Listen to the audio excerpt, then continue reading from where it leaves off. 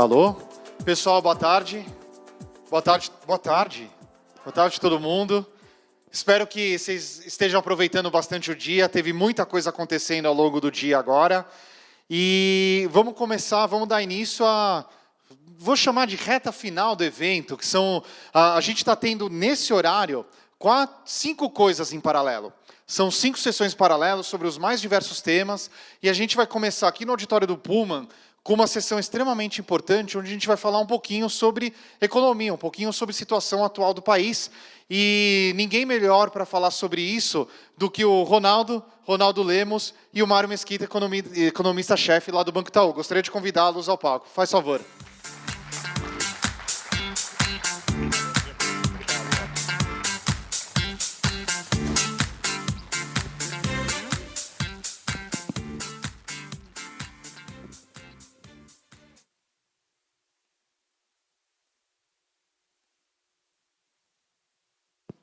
Bom, boa tarde, meu nome é Mário Mesquita, sou economista-chefe do Banco, sou economista, como vocês podem ver, do Banco Itaú. Estou lá há 1 ano e 2 meses. Antes eu fui sócio do Banco Plural, fui diretor do Banco Central, trabalhei no FMI, enfim, tenho uma carreira já longa aí fazendo sempre economia, quase sempre. Vou falar um pouco das perspectivas econômicas, tá? Mostrar alguns números. É claro que quanto mais distante do presente a gente se afasta, maior é a incerteza, né? E, no caso brasileiro, tem um fator extra, que é o processo eleitoral do ano que vem, que, de certa forma, pode ser uma bifurcação importante. O Brasil segue numa linha de desenvolvimento liderado pelo setor privado, que é a linha atual, ou se volta a tentar um desenvolvimento liderado pelo Estado, que foi a linha do governo anterior, e, enfim, essas alternativas aí se colocarão, acredito, na eleição do ano que vem. Tá? Acho que a ideia aqui é fazer uma apresentação bem rápida, e depois a gente abre para perguntas. Tá? Não sei se eu começo agora, o Ronaldo se apresenta, e depois eu começo, a gente pode fazer assim. Tá bom, vamos lá, Mário. Bom, primeiro, prazer estar aqui. Obrigado, Pripas e todo mundo do Cubo, pelo convite. Para quem não me conhece, sou Ronaldo Lemos, eu sou advogado, meu escritório é atravessando a rua, inclusive, eu até estou me escondendo aqui para ninguém me ver, senão vou ter que acabar em alguma reunião por lá. Mas tenho uma atuação também muito na definição de políticas públicas. Eu fiz a construção do Marco Civil da Internet no Brasil, participei por 7 anos do debate, montando o debate sobre a lei, estruturando a lei que foi passada em 2014. Sou professor da Universidade de Colômbia e sou representante no Brasil do MIT Media Lab. Também dirijo, no Rio de Janeiro, um instituto chamado Instituto de Tecnologia e Sociedade, que trabalha com questões como inteligência artificial, blockchain. Até Gabriel Aleixo está ali, que é o nosso coordenador da área de blockchain. Então, excelente estar aqui. Eu também não vou falar muito mais agora, porque eu acho que é melhor o Mário fazer a apresentação, e depois a gente retoma essa conversa. Obrigado, Ronaldo. Olha, bom, prazer estar aqui. Vou começar falando um pouco das perspectivas, tá? Acho que aqui eu avanço. Poucas coisas aqui, um resumo do cenário. Vocês provavelmente conseguem ver melhor do que eu, porque daqui, com a idade, a gente já não consegue ver direito, com essa inclinação aqui Mas a gente espera que a economia gradualmente recupere o buraco cavado nos últimos 2 anos. Tá? A gente estima que lá por 2019, 2020, a gente vai ter retomado o pico de produção atingido pré-recessão. Tá? Por que tão devagar? Bom, é o que a economia pode crescer, e o ponto de partida foi muito profundo, né? A recessão... O Brasil mede mais ou menos o PIB, tá? Com alguma qualidade, alguma confiabilidade, desde a Segunda Guerra, com a qualidade um pouco menor desde 1900. Tem estimativa do PIB. Nenhum momento, desde 1900 até 2014, a gente teve uma recessão tão profunda quanto essa. Totalmente inédita, tá, no caso brasileiro. e vai demorar para se recuperar. Nesse ambiente, a taxa de desemprego vai demorar também para cair, tá? Ela até não está começando a cair mais cedo do que a gente imaginava, mas vai demorar para cair. Em economia, as coisas frequentemente se compensam, né? Então, o desemprego alto é ruim, mas ele limita a alta dos salários e contém a inflação. Então, a inflação vai seguir sob controle, o que significa taxa de juros também, em geral, bem comportadas, tá? O Brasil tem um problema fiscal bastante sério. A dívida brasileira, a dívida pública brasileira cresce e, se nada for feito, ela supera 100% do PIB em alguns anos, né, que é bastante, é muito alto para um país com o nível de desenvolvimento do Brasil. E a gente precisa ter um superávit fiscal primário de 2,5% do PIB. A gente tem um déficit de 2,5% do PIB, o que significa que a gente precisa de um ajuste de 5% do PIB. É muito grande, vai ser gradual, precisa ser feito. Ontem eu li uma reportagem curiosa dizendo que os congressistas estão irritados com o tema da reforma da Previdência, é um tema que já os aborrece, né? O problema é que, se eles não passarem isso agora, ele vai continuar os aborrecendo por mais tempo, vai ter que ser endereçado em algum momento, mais cedo ou mais tarde.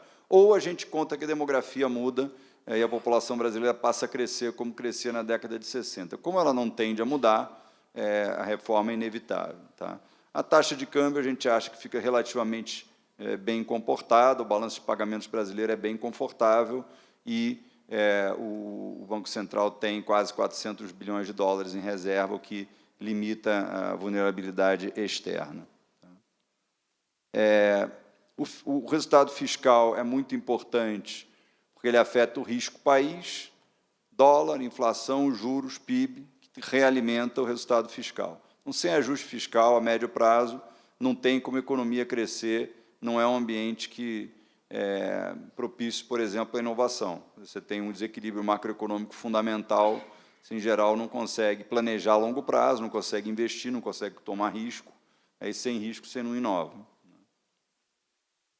Taxa de câmbio e esse prêmio de risco país, o CDS, caminham juntos. Eles caíram mais recentemente em função do cenário externo favorável e da perspectiva de consolidação fiscal. Se essa perspectiva se enfraquecer, o câmbio vai começar a andar de novo, a inflação sobe, o BC tem que subir juros. Então, o ano que vem, a eleição, com certeza esse tema vai ser debatido. Se avançarem sinais de que a população está rejeitando a trajetória de ajuste, é possível, é provável que o câmbio seja outro, o CDS seja outro, o cenário torne-se mais complicado, tá? A inflação, como eu falei, deve ficar bem comportada, ela caiu bastante de alguns anos atrás, né? No governo anterior houve uma política de controle de preços. Quando você soltou os preços, a inflação que estava represada subiu muito, e agora ela caiu, a recessão é muito ruim, como eu falei, o desemprego alto é ruim, mas tem um efeito colateral favorável, que ajuda a combater a inflação. Além disso, a gente está tendo uma queda dos preços de alimentos, que contém também os índices de inflação, em especial para o pessoal de renda mais baixa. Quanto mais baixa a renda, maior o percentual da renda que é gasta com alimento. Isso no Brasil e em qualquer lugar. A queda da taxa de inflação permite ao Banco Central cortar também a taxa de juros, o que é muito favorável ao investimento, à assunção de riscos, né? O Brasil só vai ter taxa de juros civilizada quando tiver taxa de inflação civilizada, padrão internacional. É isso que vai permitir um ambiente mais propício até para a própria inovação, que vai ser o tema aqui. Crescimento do PIB, olha, a gente mostra aí, eu não sei se tem um... Aqui você tem a recessão, você já crescia pouco em 2014, 15 e 16 foi um desastre, e agora você começa a recuperar, né? Se você colocar, no exercício mental de colocar o laranjinha em cima do azul, você vai concluir que a gente ainda não vai ter recuperado o tudo que a gente perdeu nesses últimos anos em termos de PIB. Tá? Vai demorar para recuperar isso. É isso. O Brasil tende a sair da recessão, deve crescer mais nos próximos anos do que nos últimos anos, mas é uma economia que precisa se transformar para poder ser bem-sucedida. O que é uma economia bem-sucedida? É uma economia com padrão de bem-estar elevado, renda per capita elevada, né? O Brasil era um país cuja renda per capita era 10% da renda per capita dos Estados Unidos em 1900, igual à Índia, em termos de pobreza.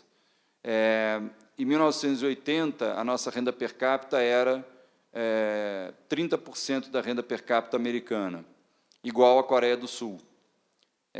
Agora, a nossa renda per capita é 20% da renda per capita americana, na Coreia do Sul a renda per capita é 70%, 80% da renda per capita americana, ou seja, a Coreia do Sul convergiu, em termos de renda per capita, para o nível de renda dos Estados Unidos. O Brasil, nos últimos 30, 40 anos, divergiu, né? A gente voltou a empobrecer em termos relativos, né? Então, o Brasil é uma economia que não deve se conformar com nenhuma taxa de crescimento abaixo de 3%. 3%, 4% é o que a gente precisa para ter a perspectiva de convergir para o nível de renda dos países mais desenvolvidos, que eu acho que é algo que o Brasil deveria almejar. Tá?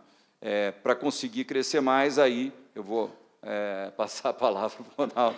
Acho que tem muito mais a ver com inovação, com empreendedorismo, com iniciativas do setor privado, do que com política de governo. Assim, a minha visão sobre governo é que o governo tem que ter uma política ambiental, você criar um ambiente que favoreça o desenvolvimento liderado pelo setor privado. Eu acho que a experiência dos últimos anos, quando o governo tentou, de forma muito cara, muito ineficiente e absolutamente desastrosa, assumir o protagonismo do setor do desenvolvimento nacional, né, mostra que a liderança tem que ser do setor privado. Tá? Essa mensagem, passar a palavra para o Ronaldo. Obrigado. Obrigado, Mário. Bom, eu vou fazer uma análise também bastante rápida e sucinta. Vou focar mais em questões que eu acho que dá para ser chamado de microeconômicas, mas não do ponto de vista econômico, eu vou falar um pouco do ponto de vista regulatório. Então, eu concordo, eu acho que a questão de se criar uma política ambiental para a inovação é fundamental. Acredito que o Brasil avançou nessa área na medida que aprovou, por exemplo, o Marco Civil da Internet, em 2014.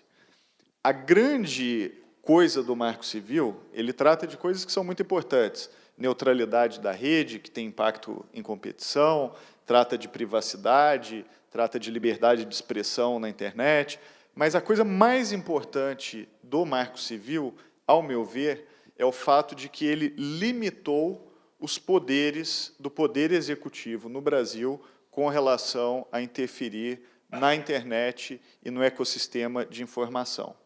Isso é, de longe, a grande vantagem e a grande conquista que o Brasil teve com relação à internet nesse marco dessa década. Só para vocês terem uma ideia, países como Turquia, Rússia, não vou nem precisar citar outros, China e outros países, até a África do Sul, têm, no seu ecossistema regulatório, o Poder Executivo como uma entidade reguladora com poderes para intervir diretamente na regulação da rede. Vou dar um exemplo. Na Rússia, se você montar um blog hoje e o seu blog tiver uma audiência de mais de 3.000 pessoas, você tem que registrar o seu blog na Agência Nacional de Telecomunicações daquele país. E aí você está sujeito a um controle de não poder falar palavrão, o que você pode falar, se você tem receita, você tem tributação, e assim por diante. Então, é algo que o Brasil não fez. Na Turquia, por exemplo, serviços como Twitter, YouTube e outros, tem dia que estão no ar, tem dia que estão fora do ar, porque o próprio Poder Executivo pode decidir pela retirada do serviço inteiro do ar ou não, porque tem algum tipo, por exemplo, de conteúdo que não é aceitável dentro daquele país. Então, Então, o Brasil fez uma coisa extraordinária, que é dizer, olha, quem lida com a internet no país é o Poder Judiciário, não é o Poder Executivo. Isso é uma grande conquista que, inclusive, precisa ser valorizada. Não era óbvio que isso ia acontecer. A disputa nos anos 2000 inteiros foi de criar um regime forte de regulação da internet, em que, por exemplo, o Executivo teria, sim, poder de interferência na rede. Felizmente, isso foi contido, graças a uma série de atores privados, públicos e da sociedade civil, fez-se um movimento para que isso não acontecesse. Agora, que momento a gente está hoje? A gente está no momento do backlash, né? O Brasil conquistou isso, o ecossistema de inovação foi deixado, vamos dizer, livre, mas agora tem os seus descontentes. Toda semana, acompanhando o Congresso Nacional, eu leio sobre um projeto novo que foi proposto na Câmara para atacar a internet brasileira. Então, o último, recente, Lei 8443, projeto de lei, que tem por objetivo defender políticos de cidadãos que queiram falar mal deles online na internet. Cria no Brasil o chamado direito ao esquecimento, que na Europa é um negócio muito limitado, e no Brasil, na prática, deixaria que um político pudesse, por exemplo, entrar no judiciário para apagar conteúdos que fossem incômodos com relação a ele, que estão postados na internet. O problema é que não se regula a internet em tiras. Você não tem como fazer isso sem afetar o ecossistema como um todo. Toda vez que você tem uma mão pesada com relação à internet, você acaba tendo um efeito sistêmico que prejudica todo e qualquer empreendedor. Então, essa agenda negativa do Congresso Nacional com relação à rede, ela é a regra. São pouquíssimas, eu diria assim, pouquíssimas de contar nos dedos de uma mão os projetos que são agenda positiva de mudança legislativa no país. Então, eu me preocupo porque eu acho que a gente está perdendo tempo. Quando eu olho, inclusive, para países vizinhos, como é o caso, por exemplo, do Uruguai, é muito impressionante o que aconteceu lá em termos de política digital. 100% das escolas conectadas à internet de banda larga e alta velocidade, uma política de planejamento para o ecossistema digital que começou em 2007 e agora, 2017, está colhendo frutos. Teve até um seminário agora, há 3 semanas, lá, comemorando os frutos dessa política. E coisas muito interessantes acontecendo. Por exemplo, a prioridade agora do Uruguai é a aposta em certificação digital. O país quer que todos os seus cidadãos tenham uma identidade digital certificada para ter acesso tanto a serviços públicos, o que é uma maravilha, quanto para ter acesso a transações privadas, da fluidez, vamos dizer, de reduzir custos de transação e assim por diante. Enquanto isso, no Brasil, quando a gente olha o território de certificação digital, o país está patinando, né? A gente tem hoje cerca de 5 milhões de brasileiros que possuem um certificado digital. Os outros 195 milhões não possuem. Então, é o percentual ínfimo sobre isso, e eu não vejo, vamos dizer, nenhuma política pública pensando nessa questão. O Brasil aprovou agora, por exemplo, o registro civil novo, né, que é uma mudança no nosso RG, poderia ter tido a oportunidade de já embutir isso com uma política de certificação digital. Por isso eu vejo com muito bons olhos as iniciativas que estão surgindo com relação à blockchain e outros modelos de certificação, de estabelecimento de identidades digitais, porque eu acho que isso vai ter um papel muito grande. Blockchain é um excelente remédio para burocracia. E como burocracia não é algo que está faltando no Brasil, nós podemos, a partir desse limão, fazer uma belíssima limonada, nos tornando líderes em soluções anti-burocracia. Porque se a gente resolver um pouco da burocracia brasileira usando, por exemplo, uma tecnologia como blockchain, a gente vai estar resolvendo burocracias do mundo inteiro, porque são poucos os países que têm uma burocracia tão complexa como a nossa. Então, eu sou muito otimista e o meu desejo selvagem é que o Brasil se tornasse líder em tecnologias anti-burocracia baseadas em blockchain. Acho que a gente tem todos os fatores e todas as condições para a gente fazer isso. Eu vou parar por aqui para continuar o diálogo e para não ficar fazendo só uma fala minha. E não sei se você quer comentar ou se a gente abre, talvez, para perguntas. O que você acha melhor, Marcos? Acho que isso que você falou é muito importante, é preservar esse ambiente de liberdade para poder ter inovação. Vale notar, a maioria de vocês não viveu essa época, eu vivi, que no Brasil já foi proibido importar computador. A gente já teve uma reserva de mercado para informática, que durou bastante tempo, que fez, por exemplo, que uma das consequências foi que o Brasil foi um dos últimos países a eliminar o carburador dos veículos, que era uma peça que tinha antes de você poder ter injeção automática, né? Porque a gente não tinha. Então, esse atraso, né, derivado de uma tentativa malfadada, míope, de proteger o setor de inovação, acabou afetando outras indústrias, né? Isso acaba se espalhando, né? E um país como o nosso, que, infelizmente, está longe da fronteira tecnológica, ele tem que ser mais aberto, que é para poder se aproximar, né? E não se isolar mais. Tá? Eu acho que as iniciativas de ampliar a corrente de comércio do Brasil com o exterior também é algo que o Brasil deveria avançar para poder facilitar, criar esse ambiente mais propício à inovação. Tá? Sobre isso, até fazendo um comentário rápido, é muito impressionante, por exemplo, ver países como a China, que tem a sua cadeia produtiva integrada globalmente, e o uso que a China tem feito de, por exemplo, já enxergar essa importância de ter uma inovação aberta, uma competição feroz. As empresas chinesas estão submetidas a uma ferocidade competitiva que é algo inimaginável. E o resultado disso é o que a gente está vendo, o surgimento de inovação na China e de empresas chinesas de primeira linha.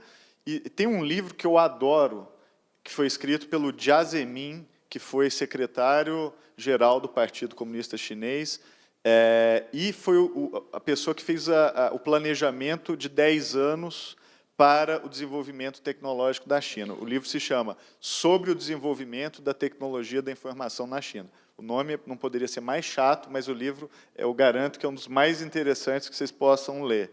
E ele tem uma frase no começo do livro que eu acho brilhante, que ele diz o seguinte: a China enxergou, no final dos anos 70, que a tecnologia da informação era uma infraestrutura, ela não era um setor. O que significa isso?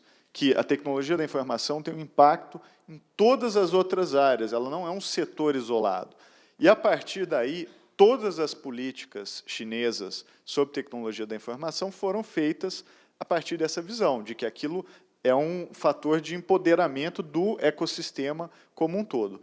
O resultado está aí, de que a China está deixando de ser o celeiro manufatureiro de produtos de tecnologia para ser celeiro de inovação, inclusive em número de patentes e em novidades. Eu tive agora em Pequim há 3 meses e eu fiquei muito impressionado. Estava até falando para o Mário aqui.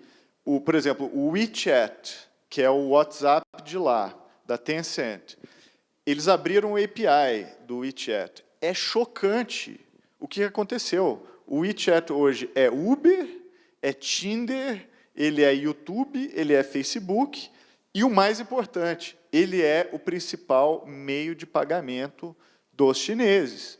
Dinheiro em papel e cartão de crédito são coisas obsoletas. Andando nas ruas de Pequim, o que mais me deixou impressionado foi ver os mendigos carregando uma plaquinha com o QR Code deles. Você não consegue dar esmola na China hoje, se não for por QR Code, entendeu? E a mesma coisa vale para gorjeta de restaurante, onde o garçom carrega um QR Code aqui, e a mesma coisa vale para, inclusive, presente de casamento, né, onde os noivos e as noivas, se você quiser fazer um scan ali e dar o presente na hora, isso também acontece. Então, Então, o dinheiro desapareceu. Micropagamento, você pagar um café, pagar uma bala, seja lá o que for, o táxi, são 100% feitos com escaneamento de QR Code numa moeda que o próprio WeChat criou. E aí, obviamente, eles abriram o API para os bancos, né? Então, todos os bancos se plugam na infraestrutura do WeChat, você pode passar dinheiro para a sua conta, fazer investimento, etc. Mas muita gente deixa o balanço, o saldo ali do dia a dia, já direto na moeda do WeChat. Então, isso tudo é o topo de um iceberg que vem dos anos 70, de ter enxergado tecnologia da informação como infraestrutura. Se a China está hoje despontando como produtora de patentes, de conhecimento inovador, de produtos novos, o que me deu a impressão de que eles estavam 3, 4 anos, inclusive, na nossa frente, ou dos Estados Unidos, ou da Europa, e do Japão, o que me impressionou. Eles estão 3, 4 anos na frente do Japão. É por causa dessa competição feroz e desse drive de inovação que vem de uma percepção de que tecnologia é infraestrutura, não é um setor da economia. Mas o Brasil, as coisas sempre são mais complicadas. Por exemplo, o governo resolveu vender a Casa da Moeda, teve gente dizendo que era um atentado à soberania nacional. Parênteses, a maioria dos países não fabrica a própria moeda, o papel moeda, né? Sendo que é algo que vai acabar, mas, enfim. Então, por que o governo quer vender logo? Porque vai acabar. Porque há 10, 15 anos você não vai mais usar isso. Então, se tem algum valor residual, é agora, né? Então, acho que as resistências a... Agora, eu confesso que, por exemplo, vocês sabem, vocês viajam também, tem vários países em que o Uber não funciona, em que o lobby contra a inovação, que é o Uber, com problemas que tem, todo mundo sabe, mas é disruptivo, né?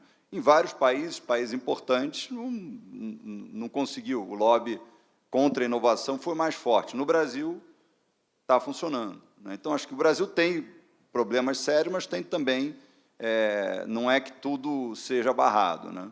Mas, assim, em outros países, por exemplo, acho que a Alemanha não funciona, na Espanha não funciona.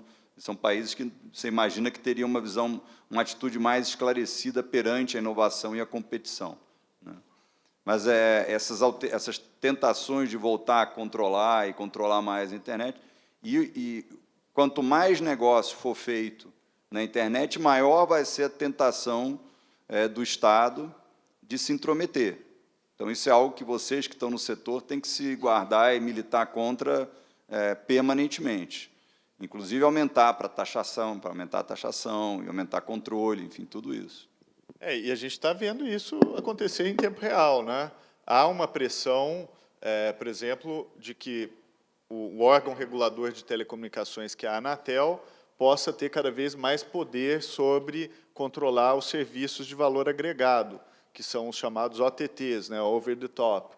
Hoje não é assim. Hoje a Anatel controla telecomunicações, mas há um anseio, um desejo de que haja uma expansão dessas questões regulatórias. A gente está vendo isso acontecer nesse exato momento. Então, a tentativa e o desejo de, vamos dizer, tornar o ecossistema mais regulado, ele é permanente, eu concordo. Tem que ficar de olho o tempo inteiro, especialmente agendas do Congresso também, porque é muito impressionante. A gente está aqui no Cubo, né, que é a prova viva de que tem um ecossistema de inovação absurdo no Brasil, contra tudo e contra todos, né? Eu gosto de dizer que todo empreendedor no Brasil é meio herói, porque você tem que lutar para ter espaço no mercado que você está competindo e lutar contra todo mundo, criando obstáculos para você não conseguir desenvolver o que você precisa fazer. Então, empreendedor é herói. Agora, o Cubo, e o que eu vejo viajando pelo Brasil, é que há um ecossistema de startups do Acre ao Rio Grande do Sul. Não tem uma cidade ou capital brasileira que eu tenha viajado e que eu não tenha conhecido garotos e garotas empreendedoras locais fazendo um trabalho brilhante contra tudo, contra todos, até com uma certa ingenuidade, né, que acho que é bom, porque se não tivesse, provavelmente não encarariam o tamanho do desafio que é ser empreendedor no Brasil, e mandando ver e fazendo acontecer. Então, cadê as políticas sobre isso, entendeu? Cadê as políticas para fomentar o inovador brasileiro, criar, vamos dizer, redução de obstáculos, diminuir problemas, facilitar a criação de empresas? Eu estava falando de América Latina, deixa eu dar 2 exemplos, Argentina e Chile.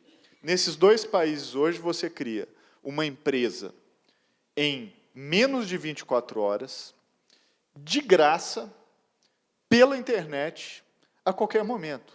A Argentina chegou ao ponto de fazer uma reforma societária agora, de criar um tipo societário desenhado para startups que querem crescer em alta velocidade.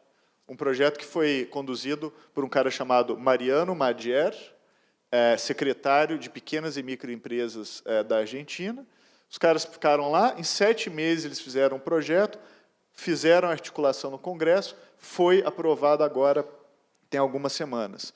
E hoje você abre uma dessas figuras societárias na Argentina, de graça, pela internet, já sai com o CNPJ deles lá, você é operacional no dia seguinte. Só lembrando, pelo Banco Mundial, no Brasil, para abrir uma empresa, você precisa de 120 dias, em média, e a um custo de pelo menos R$3.000. Agora, se você me perguntar quanto tempo leva para fechar uma empresa, aí, meu amigo, é tipo anos, 5 anos, e a um custo de sabe-se lá quantos R$1.000, entendeu? Então, se a gente fica falando de ecossistema que precisa saber arriscar e errar ou acertar rápido, dar a volta por cima e tentar de novo, e reiterar, no Brasil não existe aparato jurídico regulatório para isso. Na Argentina existe. No Chile existe. Então, o que vai acontecer? Com o transcorrer do tempo, a gente vai ficando cada vez mais para trás. É por isso que o Startup Chile é um sucesso, já houve 4.000 empresas que passaram por ele, e por isso que o Startup Brasil, a maioria das pessoas talvez nem tenha ouvido falar, porque não teve a relevância que se esperava que teria, por exemplo, num país como o Brasil. Apesar disso, o nosso número de empreendedores é gigantesco, e a gente está vendo aqui nessa sala, e no aniversário do Cubo, o ecossistema que o Brasil tem, bombando, frutificando, apesar dos pesares. É curioso essa questão de fechar a empresa, porque outro dia uma conversa com empresários até da área de tecnologia de Israel, e surgiu esse tema, né? O que acontece quando a empresa, você cria a empresa e não dá certo? O que acontece? E a gente começou a explicar o que acontecia. Quer dizer, basicamente, o empresário nunca se livra daquele problema, né?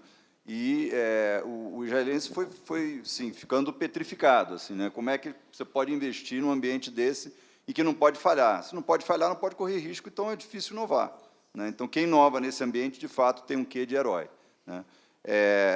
Uma outra coisa que me vem à mente, a respeito de potenciais políticas governamentais, né? Nós temos um banco de desenvolvimento que já chegou a ser maior do que o Banco Mundial, né? O Brasil tem o BNDES. E por que o Itaú investe no Cubo aqui em São Paulo? Porque capital humano, é o centro de negócios, o Itaú é uma instituição lucrativa, não é um banco de desenvolvimento, faz sentido estar aqui. Agora, será que não tem potencial para outros cubos, em outros lugares do Brasil, onde seria menos natural para o setor privado investir e, portanto, onde o Estado poderia investir? Por que o Banco de Desenvolvimento, em vez de emprestar para setores tradicionais, por exemplo, frigorífico, né, ele não vai emprestar para startups, né, para o empreendedorismo, né? E ele vai emprestar, vai ter empresa que vai tomar dinheiro e vai quebrar, é natural do processo de inovação, né? Vai ter que correr risco, né? Por que ele não faz isso no interior do Nordeste? Recife, bom, já é um polo mais desenvolvido, né, nesse setor, mas, enfim, com certeza há espaço para iniciativas parecidas, né, que podem não ser interessantes para o setor privado, mas nesse espaço que o governo deveria entrar, em vez de investir em setores tradicionais com uma lógica, enfim, complexa, digamos assim. Não, e esse ponto é super importante, e mesmo os setores tradicionais têm muito a se beneficiar com o avanço tecnológico. Por exemplo, eu estou trabalhando agora no desenho do Plano Nacional de Internet das Coisas. O BNDES e o MCTI fizeram a chamada pública, vários consórcios concorreram, e um consórcio que eu integro com o meu escritório e com a McKinsey e o CPQD venceu essa chamada. A gente está há 1 ano trabalhando nisso. E uma das verticais que foram decididas para o plano é apoiar os setores tradicionais onde o Brasil já é competitivo. Claro que não é a única, né? Vai ter cidade inteligente, manufatura 4.0 e outras coisas. Mas uma delas é como é que a agricultura pode se beneficiar de, por exemplo, internet das coisas. E o potencial que isso tem é um negócio extraordinário. É uma área onde o Brasil já é competitivo. Você, hoje, pode ter o pequeno empresário desenvolvendo soluções que podem ter uma escala muito rápida. Você poder, por exemplo, ter controle de cadeia de custódia de carne, para o Brasil nunca mais viver o vexame que foi aquela história da operação carne fraca. Com blockchain hoje, você consegue ter o controle do boi do pasto ao supermercado. E o consumidor, com um QR Code, por que não, pode ir lá escanear e ver a cadeia de custódia daquele produto, desde o cara do pasto que o cara comeu. Então, quando eu vejo o Brasil perdendo em competitividade, por exemplo, para a Austrália e Nova Zelândia, que a Austrália é um deserto, né? A maioria do país é o deserto, a agricultura acontece, áreas agricultáveis são poucas. Nova Zelândia é uma ilha, né? Um conjunto ali de algumas ilhas. E o Brasil perdendo competitividade para esse país. Por quê? Porque esses países estão apostando em certificação, estão apostando em produtos de origem controlada, de uso sustentável de recursos e assim por diante. Por que a gente não pode usar, por exemplo, a internet das coisas para já dar um salto que eles não deram, levando a nossa agricultura, do ponto de vista de certificação, em vez de certificação 2.0, certificação 4.0, usando blockchain para a cadeia de custódia, tendo um outro tipo de controle e acesso à informação? Isso já é possível de ser feito hoje. O Brasil já é competitivo nessas áreas. Então, eu fico angustiado, porque eu realmente acho que, especialmente quando eu comparo o que está acontecendo em países vizinhos latino-americanos, que a gente está perdendo um tempo danado. A gente ficou patinando aqui há 10 anos nessa agenda, sendo que o Uruguai, desde 2007, já tinha um plano direitinho ali de onde ele queria chegar. A China, desde 78, já tinha um plano de onde quer chegar, chegou. Então, se a gente não começar a ter um pouquinho de planejamento, nenhum vento ajuda quem não sabe a que porto veleja. Então, se a gente não quiser determinar, dizer, é aqui que a gente quer chegar, vamos fazer isso? Vamos.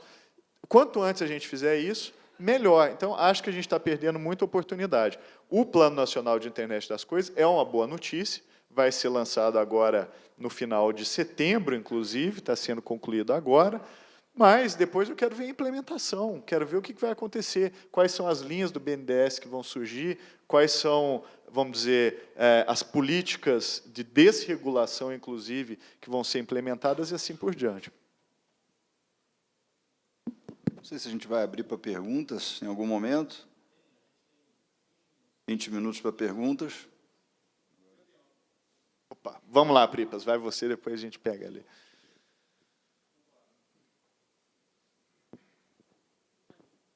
Alô, oi. Eu vou aproveitar que vocês estão aí, porque vocês vão me ajudar a responder uma pergunta que me perguntam várias vezes e eu não sei se a minha resposta é a melhor.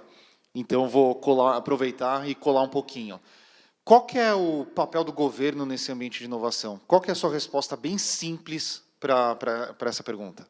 Não atrapalhar. Obrigado, porque corrobora com a minha, mas... Ronaldo. É não atrapalhar e não focar no resultado final. O governo não pode substituir o empreendedor. O que o governo tem que fazer é criar um ecossistema para que o empreendedor floresça. Então, o governo tem que plantar café. O governo tem que construir uma bela estrada para que quem planta café possa chegar com seu café até o porto.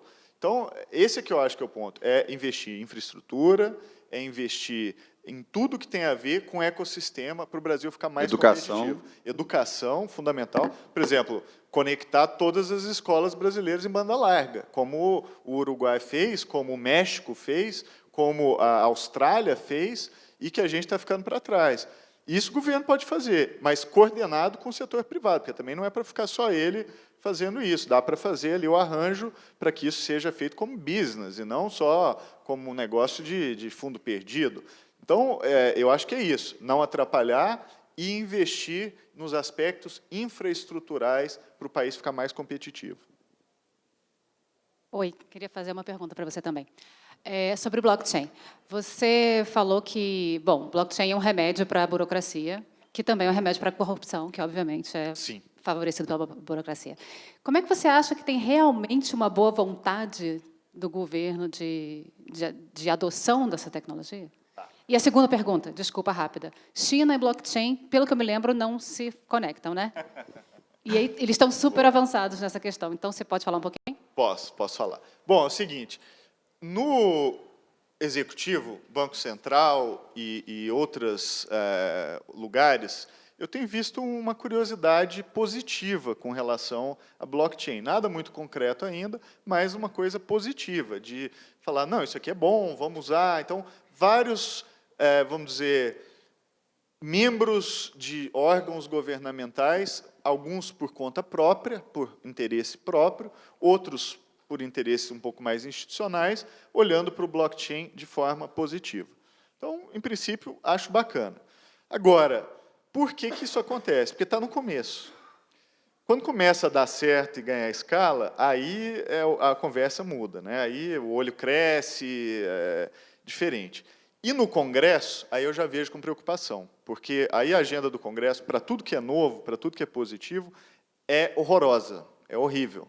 Então, acho que no Executivo hoje vejo com bons olhos, pelo menos iniciativas individuais, tudo pequenininho ainda, e no Congresso vejo com maus olhos, vejo que, para fazer igual a China fez, alguém querer copiar é um problema.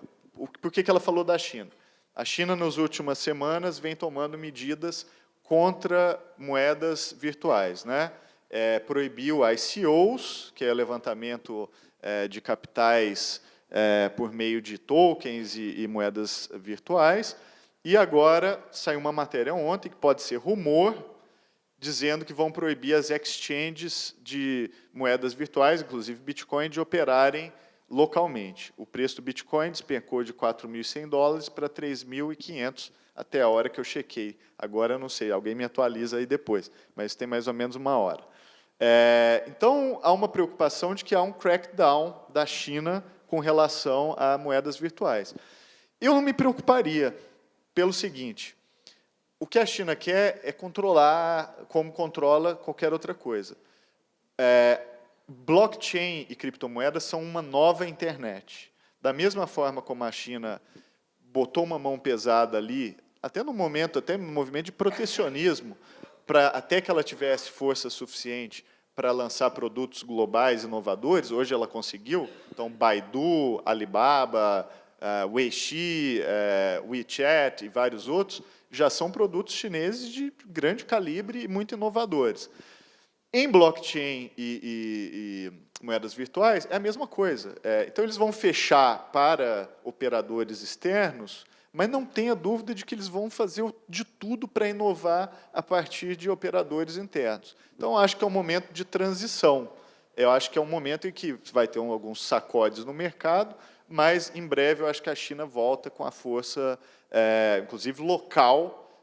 Muitos dos mineradores dessas moedas estão fisicamente localizados em território chinês, e aí você vai ter uma alavancagem novamente acontecendo. Meu nome é Giovanni, trabalho na área de marketing do Itaú. Minha pergunta ela pode ser para os dois. A gente viu há pouco tempo uma polêmica nos Estados Unidos com aqueles chamados militantes nazistas, enfim, e o Vale do Silício meio que GoDaddy, PayPal, próprio Airbnb cancelando contas, bloqueando domínios dessas pessoas, né? Esse é um movimento que talvez no passado acho que as grandes empresas nunca fariam, ou pelo menos nunca foi televisionado ou comunicado. Minha pergunta é qual o impacto econômico e legal em torno desses movimentos entre empresa e consumidor, a partir da moral, né? Olha, liberdade de expressão, né, ela é absoluta, né? Então, ela implica você tolerar pessoas falando coisas tão nocivas e repulsivas como o nazismo. Mas não tem meia gravidez, né? Então, liberdade de expressão é assim, ou ela existe ou ela não existe. Infelizmente, nesse ambiente de liberdade de expressão, que tende a ser um ambiente que também favorece a inovação, opiniões que, para nós, para a maioria de nós, são repulsivas, vão ser veiculadas. Agora, as empresas têm o direito também de selecionar com quem elas querem interagir, né? Isso também é um direito que, como nós temos o direito de selecionar. Agora, as pessoas, por mais repulsivo, de novo, que seja, as opiniões, elas, num ambiente democrático, né, têm direito de ser veiculadas, né? Inclusive, o que diferencia o ambiente democrático do regime defendido por essas pessoas é que ele tem força suficiente para permitir o trânsito das ideias, né?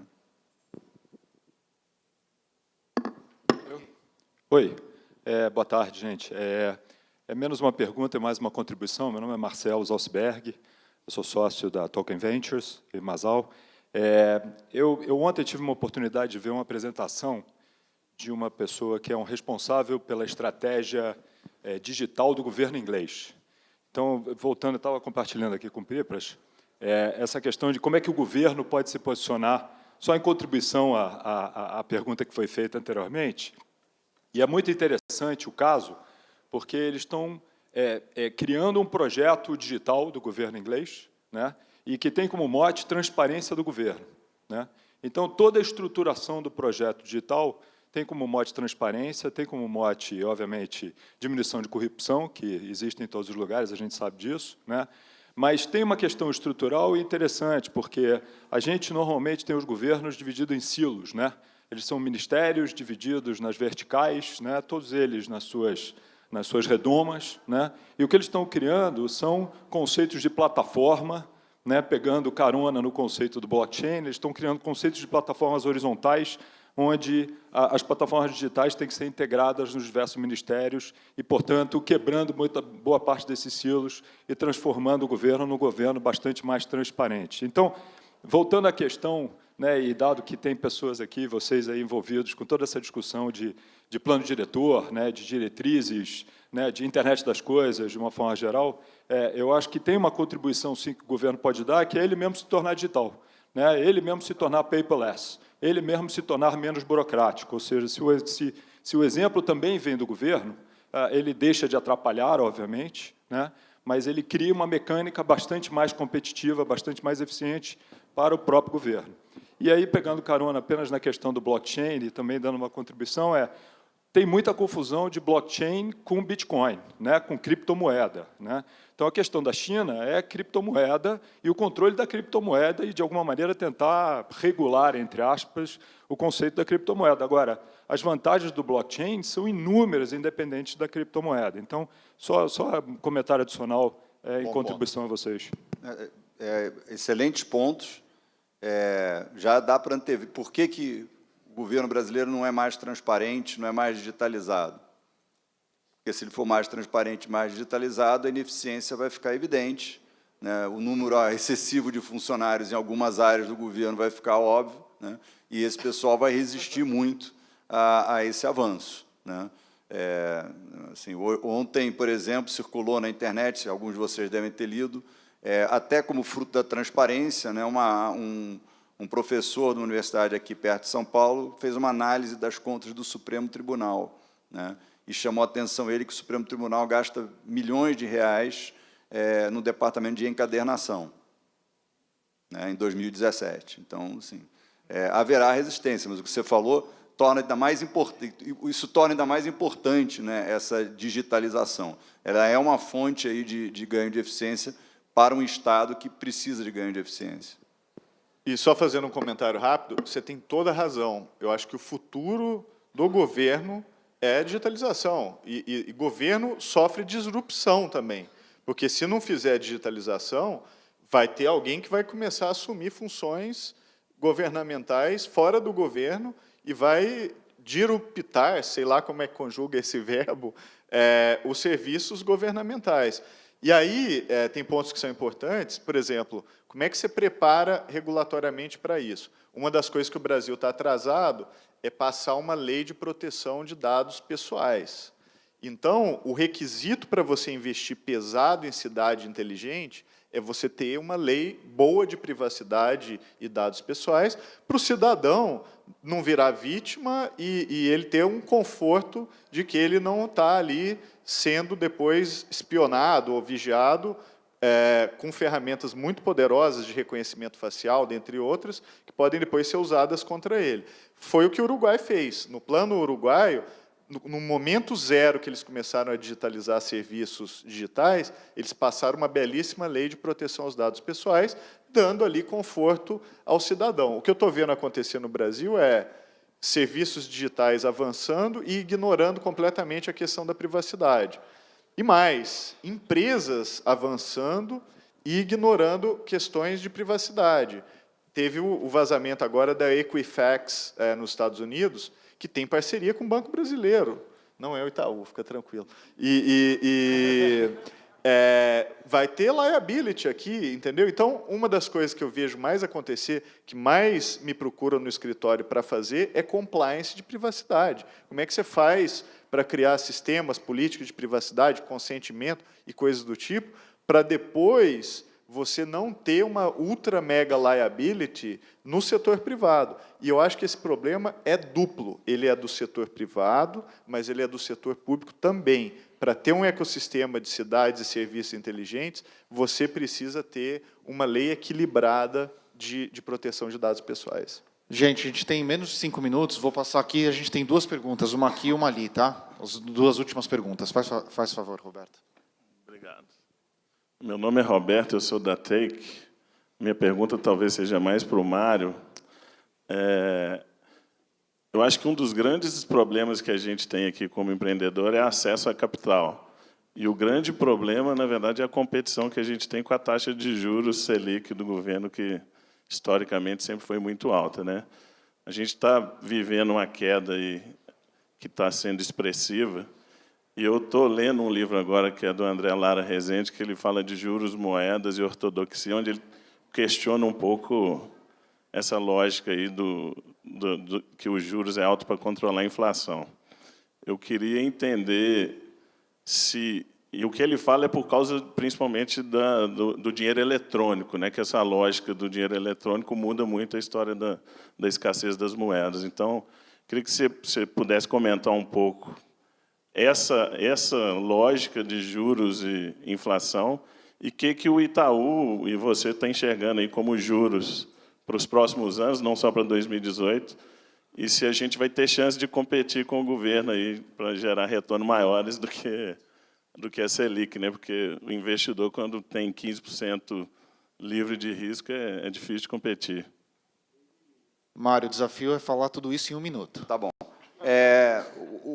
O governo precisa fazer o ajuste fiscal. Eu tinha falado de reforma da Previdência, enfim, ajuste. O governo tem que ficar menos agressivo na solicitação de recursos, né? Com o governo deficitário, só um número para vocês, 2, na verdade. A dívida pública brasileira era 65% do PIB em 2015, vai fechar 75% do PIB em 2017. Então, com a dívida crescendo assim, fica difícil baixar a taxa de juros permanentemente. A gente acha que o juro cai para 7% ao final desse ano, tá? Deve ficar num patamar reduzido pelo ano que vem inteiro, mas, para que isso se perenize, é preciso que o governo coloque a sua casa em ordem, né? Não dá, de fato, para inovar, para ter um ambiente onde você possa correr risco, se o governo, que, em tese, é o devedor de menor risco, está pagando 7%, 8%, 9%, 10%, porque ele não consegue se controlar. Tá? Obrigado. Última pergunta. Oi, boa tarde. Tudo bem? Cláudio, eu sou da Mensur Mineração de Metais, do Industrial Lab. A minha é a última, então vou fazer uma provocação. A gente reclama muito do governo, eu sou da iniciativa privada, nunca tive dinheiro do governo nos meus negócios, então eu posso falar com autoridade. De 2010 para cá, eu venho lidando muito com o governo, fazendo advocacy para diversas frentes, e eu tenho visto que tem muita gente boa, existe boa vontade, existem caminhos para trabalhar, e a gente não vê a iniciativa privada indo lá atuar e participar, principalmente em tecnologia. A gente reclama muito, mas não vai lá tomar uma atitude. Eu queria saber o que vocês acham disso, se vocês têm visto isso, a gente até falou disso, né, Ronaldo? Verdade. E como que, assim, existem caminhos, né? Como que a gente pode fazer para mudar isso? Porque a gente é muito libertário em São Paulo e no Rio, chega em Brasília, a gente é protecionista e mercantilista, infelizmente. Estou falando da iniciativa privada, tá? Os empresários, inclusive de tecnologia. Eu acho que esse ponto é fundamental, Cláudio, é o seguinte: eu acho que o governo, o futuro de um bom governo é um governo que a gente pode chamar de responsivo. É o governo que não espera que você vá até ele. Ele vai até você. Ele cria os canais para colher a sua visão. Então, além do livro do Jazemin, que eu recomendei, vou recomendar outro, que é o The Responsive City, escrito pela Susan Crawford, uma professora de Harvard, onde ela modela e discute essa ideia do governo responsivo, o governo que usa a tecnologia, inclusive, para entender quais são as necessidades setoriais, o que está acontecendo. Então, eu acho que isso está dentro do que a gente discutiu sobre a evolução do que é o governo. O governo não pode ser o governo do século XIX, da burocracia pela burocracia. O governo ele tem que ser um ator do ecossistema capaz de criar responsividade e aí ir até onde as pessoas estão, e não esperar que alguém pegue um avião, vá a Brasília ou qualquer coisa do tipo. Então, nesse sentido, eu acho que tem muitas oportunidades de inovação também dentro do âmbito governamental para tornar o governo mais responsivo. Ronaldo, Mário, queria agradecer vocês. Muito obrigado pela participação. Gente, uma salva de palmas.